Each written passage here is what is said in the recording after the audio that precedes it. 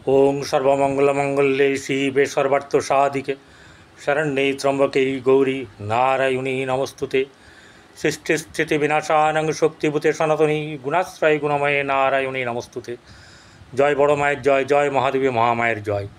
प्रत्येकेर जीवन सुंदर होक, आनंदमय होक, प्रत्येके खुशिते थाकुन, शांतिते थाकुन एवं दूधे भाते थाकुन। श्री श्री पद्मावती मा एवं बड़ मायेर कृपाय आपनादेर सकलेर भालो होक, शुभ होक, तादेर काछे এই प्रार्थना करी। আপনারা যারা এই ভিডিও দেখেন তাদের কাছে আমার কিছু দু একটা মাত্র কথা জানাবার আছে। প্রায় দিনই জানাই, প্রতিদিনই জানাই, আজকেও জানাচ্ছি। সেটা হচ্ছে যে যদি দেখেন আপনার জন্মকুণ্ডলিতে কোনো রকম দোষ আছে, আমাদের দোষগুলো তৈরি হয় আমাদের কর্মফলের জন্য।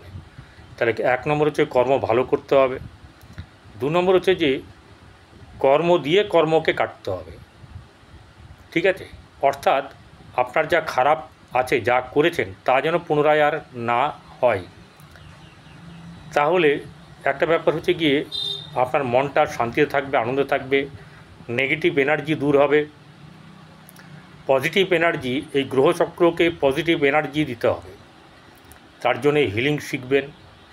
ঠিক আছে, আর যারা জ্যোতিষের পরামর্শ নিতে চান তারা আপনারা দেখবেন বহু চারিদিকে জ্যোতিষে ভর্তি, প্রচুর জ্যোতিষ আছেন আপনাদের পাড়ায় বা আপনার পরিচিত দেখবেন বহু সংখ্যক জ্যোতিষী আছেন। তাদের কাছে যাবেন, তাদের পরামর্শ নেবেন, তাদের পরামর্শ মতন চলবেন। একটা কথা বলে দিই, আমি কারোর কিন্তু ভাগ্য ফেরাতে পারি না। ভাগ্য ফেরাবার কাজ আমার নয়, আপনার নিজের। আপনি নিজে যেমন কর্ম করবেন তেমনি ফল পাবেন।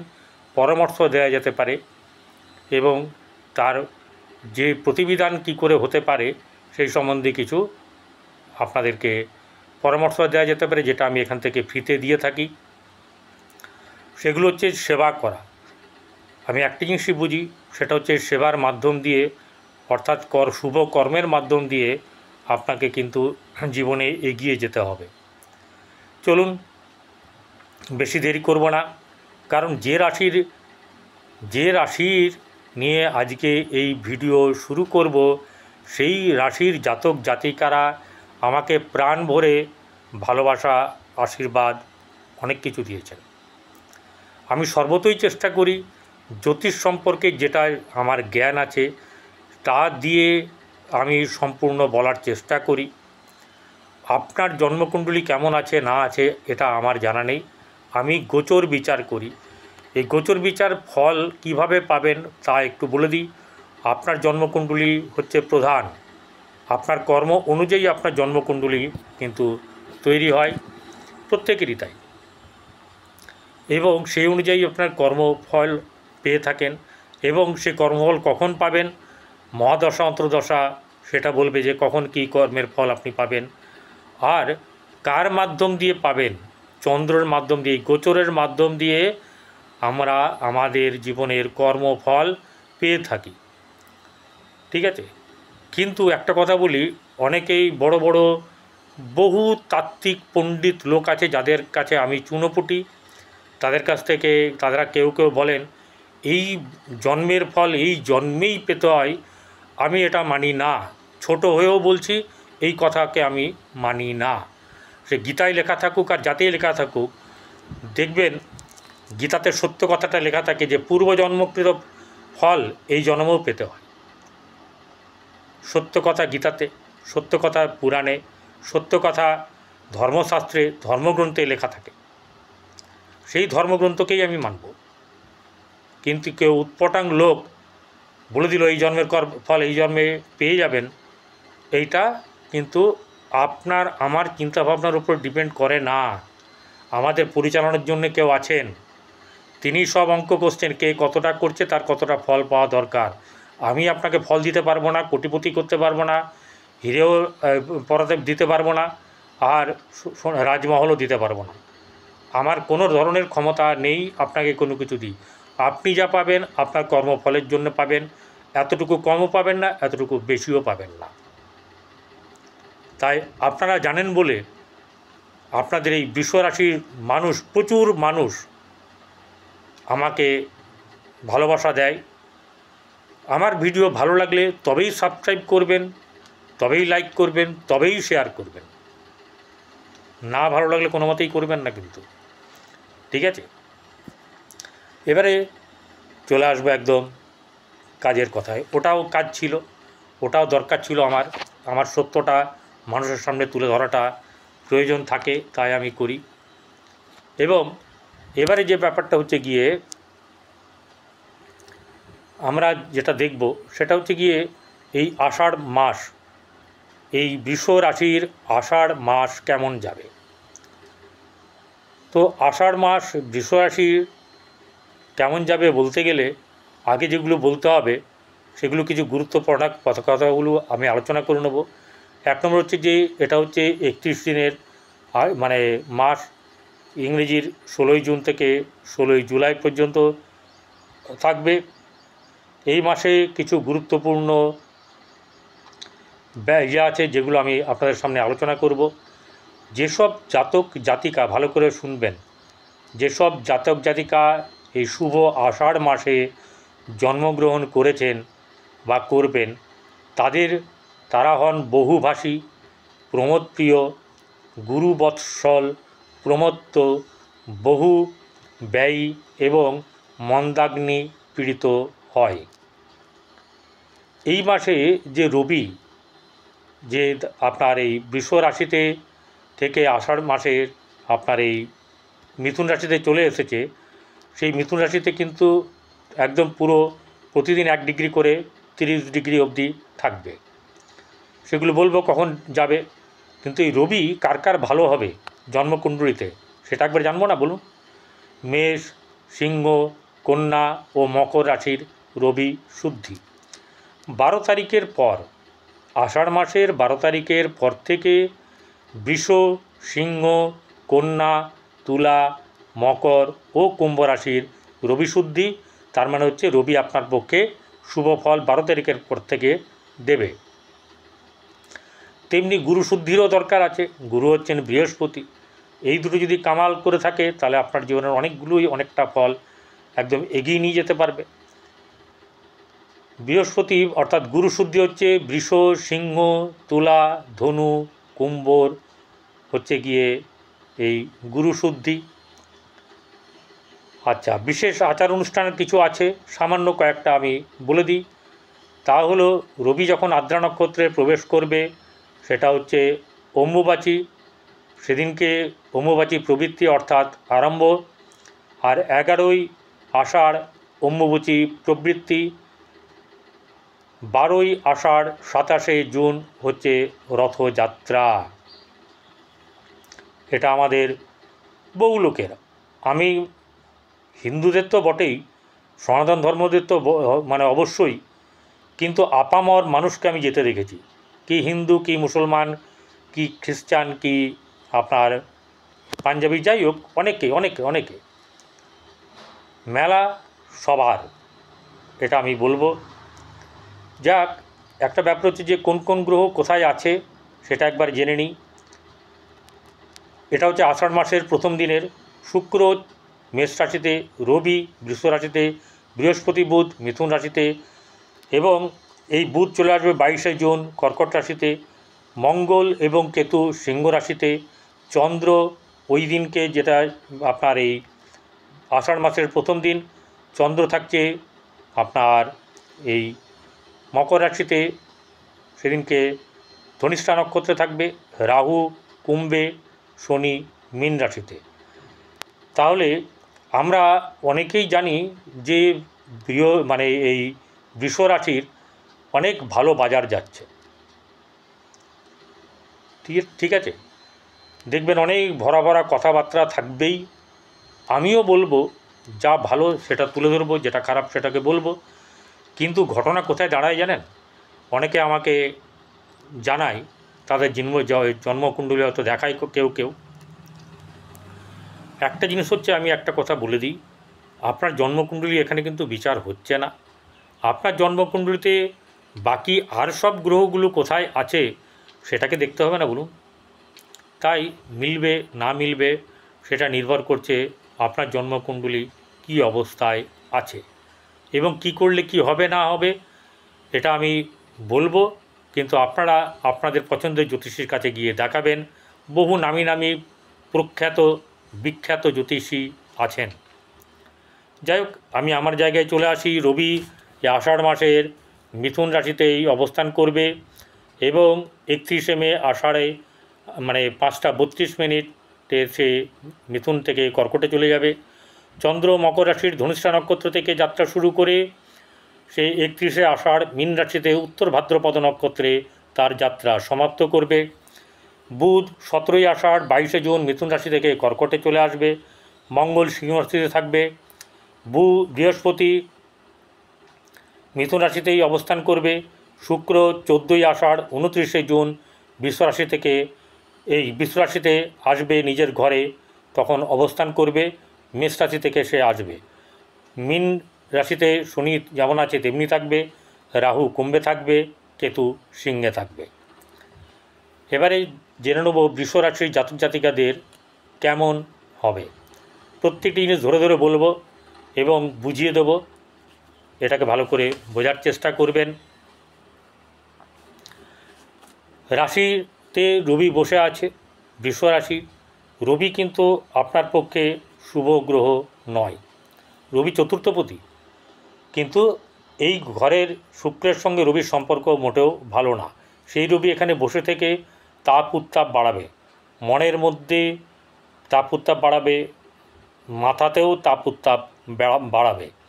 এই যতক্ষণ থাকছে আর কি এখানে, সেইটা হচ্ছে গিয়ে আপনার এই 30 দিন আপনাকে কিন্তু সংযত হয়ে থাকতে হবে, ঠিক আছে। রবি হচ্ছে আষাঢ় মাসের ইয়াতে আপনার মিথুন রাশিতে। তো রবি মিথুন রাশিতে থাকা মানে হচ্ছে দ্বিতীয় অবস্থায় আছে। সেই দ্বিতীয় জায়গাতে চতুর্থপতি দ্বিতীয় আছে, ঠিক আছে। এই সময়তে বৃহস্পতির সঙ্গে রবি বসে আছে। বৃহস্পতিও আপনার জন্মকুণ্ডলীর জন্য ভালো না, রবিও জন্মকুণ্ডলীর জন্যে ভালো না। বুধ দ্বিতীয় বসে থাকবে, যতক্ষণ বসে থাকবে এখানে ততক্ষণ সে ভালো। অর্থাৎ বুধ এখানে 17 আষাঢ় 22শে জুন সে কর্কটে চলে যাওয়ার আগ পর্যন্ত সে এখানে শুভ ফল প্রদান করবে। আচ্ছা, রাশিতে শুক্র যখন চলে আসবে অর্থাৎ 29শে জুন 14ই আষাঢ়, সেই সময় থেকে কিন্তু আপনার জীবনের কিছুটা মোড় ঘুরে যাবে। তাছাড়াও দ্বাদশে থাকলেও আপনার কিন্তু আর্থিক দিক থেকে শুভ হবে এবং অন্যান্য দিক থেকেও শুভ হবে। আর্থিক দিক থেকে আপনার চিন্তার কোনো ব্যাপার নেই, অর্থাৎ এরকম বলবো না কোটিপতি হয়ে যাবেন, ঠিক আছে। আমি একটা কথাই বলবো যে আপনাদের অবস্থার উন্নতি হবে, ভালো হবে, আর্থিক দিক থেকে সমৃদ্ধি লাভ করবেন, এটাও ভালো হবে। অর্থাৎ কোনো কিছুর অভাব হবে না, আবার খুব বেশি একদম ধনীপতি হয়ে যাবেন সেটাও না। এবারে যেটা হচ্ছে গিয়ে তৃতীয়, এই রাশির অধিপতি চন্দ্র সেদিনকে এখানে বসে আছে অপরে মকর রাশিতে। এখানে আপনাদের ভাই বোনদের সঙ্গে সম্পর্ক মধ্যম শুভ, উদ্যোগ থাকবে, কিন্তু উদ্যোগটা আবার মাঝে মাঝে মাথা মারা যাবে, এরকম একটা ব্যাপার হওয়ার সম্ভাবনা থাকবে। গৃহে শুভভাব বজায় রাখা আপনাদের পক্ষে অনেকটা মুশকিল হয়ে যাবে, কারণ মঙ্গল আছে, কেতু আছে, এরা চতুর্থ জায়গাতে কখনোই শুভ নয়। নর্মালি রাশিচক্রের চতুর্থভাবে মঙ্গল নিচস্থ হয়ে যায়, এখানে নিচস্থ নয়, কিন্তু এখানে ভালো ফল শুভ ফল কোনো মতে পাবেন না। গৃহে মায়ের সঙ্গে কোনো রকম ধরনের, যাদের মা বেঁচে আছে তাদের সঙ্গে ভুল বোঝাবুঝি, মতানৈক্য, আর নালে মায়ের শরীর খারাপ, এরকম ধরনের ঘটনা হবার সম্ভাবনা। বন্ধুদের সঙ্গে সম্পর্কের অবনতি। গাড়ি ব্যাপারে কিন্তু খুব একটা শুভ নয়, বাড়ির ব্যাপারে কিছু শুভ এক্সটেনশন কিছু হওয়ার ব্যাপারে নিয়ে এগোনো যাবে, কিন্তু সেটা আপনার মঙ্গল কেমন আছে সেটা দেখে এবং জ্যোতিষের পরামর্শ নেবেন, নাহলে নিজেরা যদি ভালো বোঝেন সেটাও করবেন। আর যেটা হচ্ছে গিয়ে এরপরে কেতু বসে আছে এখানে। কেতু কী করে, সুখটাকে মেলে ধরতে চায় না, এখানে সুখের অভাব কিন্তু দেবে, সুখের ঘাটতি, অতৃপ্তিমূলক ব্যাপার, কারণ রাহুর দৃষ্টিও এখানে থাকবে, তাই অতৃপ্তজনিত ব্যাপার আপনার মধ্যে থাকবে, সমস্যাও থাকবে। পঞ্চম ঘরের অধিপতি বুধ, এখানে শনি দৃষ্টি দিয়ে আছে, তাই বুধ দ্বিতীয় থাকবে, তাই আপনার পক্ষে পঞ্চম জায়গাটা খুব খারাপ হয়ে যাবে এরকম ব্যাপারটা নয়, একটা মধ্য অবস্থা থাকবে।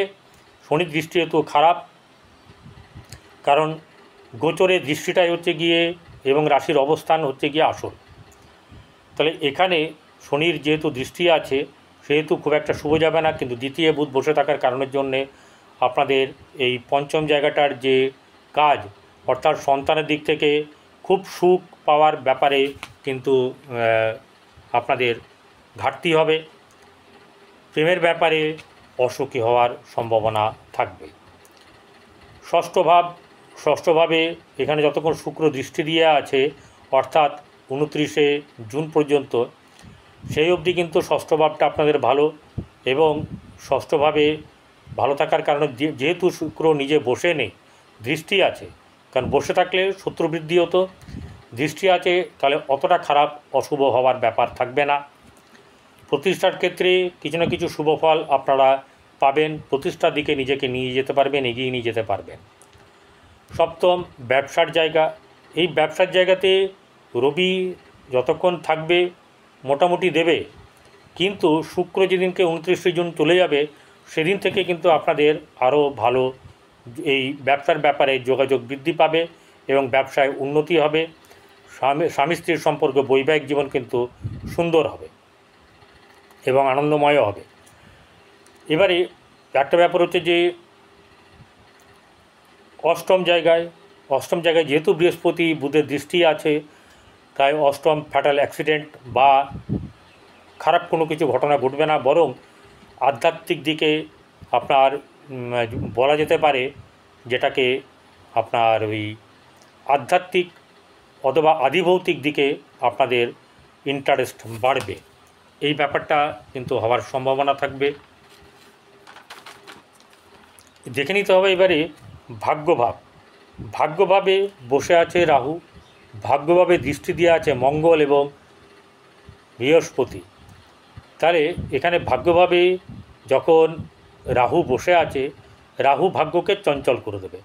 কখনো বেশিরভাগ সময় মনে হবে ঠাকুর দেবতা বলে কিছু নেই, ওসব ভুংভাং বুজরুকি নানা রকম হবে, লোককে বলে আপনার মনটা শান্তি করবেন। আসলে আপনি জানেন যে ঈশ্বর বলে কেউ আছেন, তার দ্বারাই আমরা পরিচালিত, তিনি আপনার খারাপ করছেন না।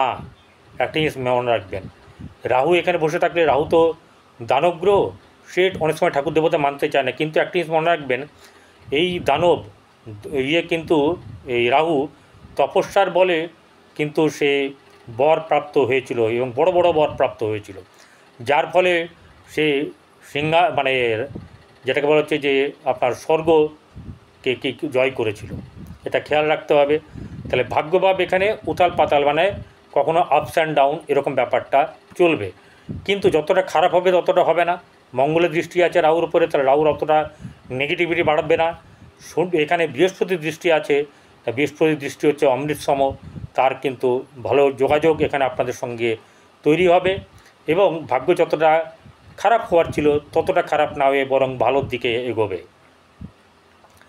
দশম ভাব কর্মের জায়গায় শনি এখানে বসে আছে, শনি কিন্তু ভুগিয়ে দেয়, শনি কিন্তু চটজলদি কোনো কিছু দিতে চায় না, ঠিক আছে। এখানে অন্য কোনো রাহু ছাড়া অন্য কারোর দৃষ্টি নেই, রাহু এই শনিকে দেখছে, আবার কে দেখছে, মঙ্গল দেখছে অষ্টম দৃষ্টিতে।